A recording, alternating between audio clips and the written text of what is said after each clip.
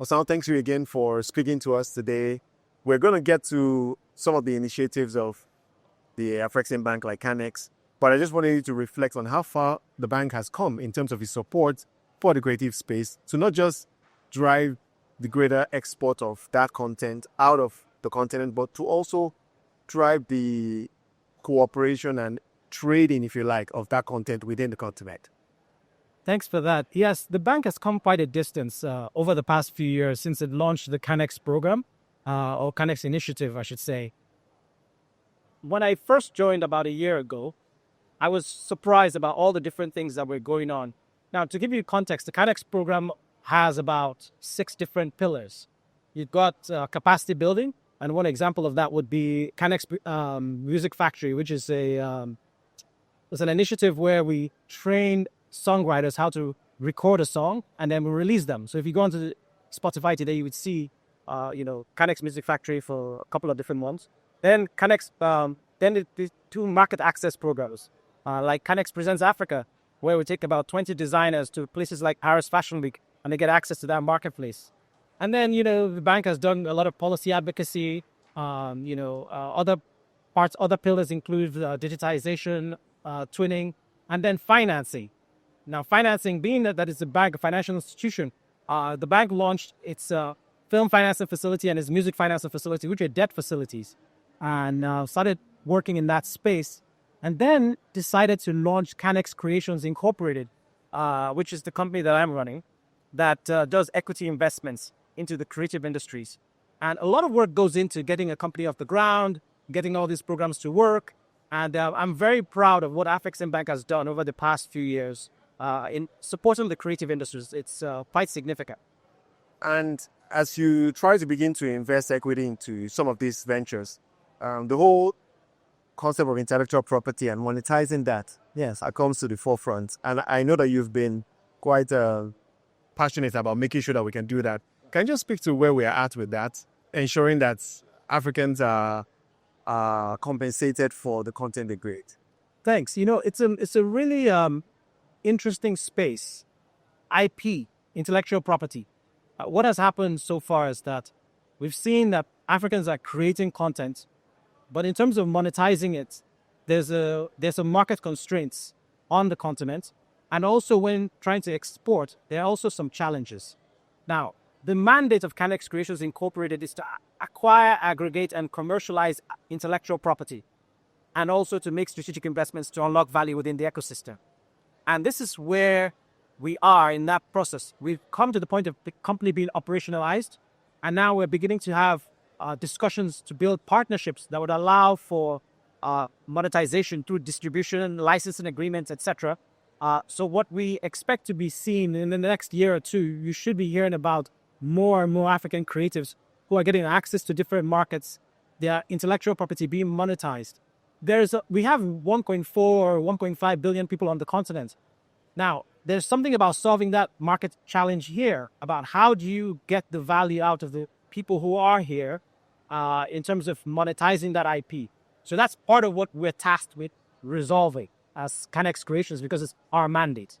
And what can we anticipate? What does success look like for you in terms of what you're trying to address now? Well, success looks like this for me personally, so that you might not know this about me, but I'm a writer. Right. I know that. I published my first book when I was 11 years old. I continued to write. You mentioned that here on the past debates, yes. Right. And then I'm also a producer. I produced a film, and I know what it means for you to create content and then for you to be trying to get value for that content. So what I would like to see, and what I'm working towards, is in the next few years, where an African creative will create content and who will have multiple ways of monetizing that content, both on the continent and globally. That's the goal, and that's what we're building towards. So let's talk a bit about CANEX as we begin to round this up. What's the future of CANEX for you? Because you mentioned the 6 pillars. It has made such an incredible impact, if anything, just to encourage this creative space. But beyond that, I'm sure it's doing a lot more. What do you see in the future of CANEX? I see a lot of things happening. You see, the reason why the bank decided to invest in this space or intervene in this space is because Africa's population is very youthful. And the creative industries employ more people between the ages of 15 and 29 than any other sector. So we have this population that is very youthful, that is growing. In the next 25 years or so, we should have more than 25% of the world's population living here on the continent. What I would like to see and what I expect to see is that many of those young people are going to have ways of earning a living from these creative sectors that we have a competitive advantage of doing for ourselves locally and also across the world.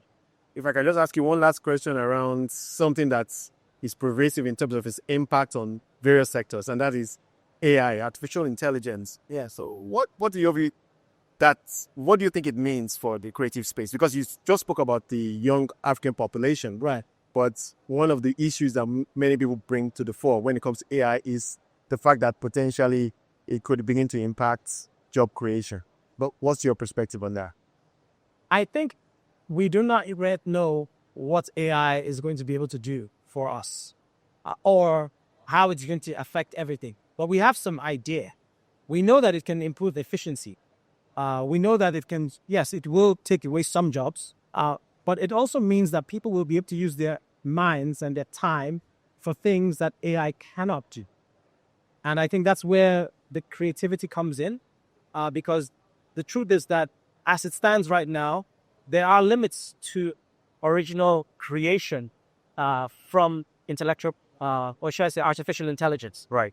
So there's something that to be said about, can we learn to harness it to achieve even greater results? The same thing has happened. Technology is an enabler, and it can change the way, if you think about what it took to do a research paper 20 or 30 years ago, where you had to go to a library and look through books. Now then somebody created Google and put all the information in one place. It improved the efficiency. Similarly, the efficiency of doing whatever you're trying to get done, even creating, will be enhanced by intellectual property and artificial intelligence. But it's a double-edged sword, and we need to be careful about how it's used.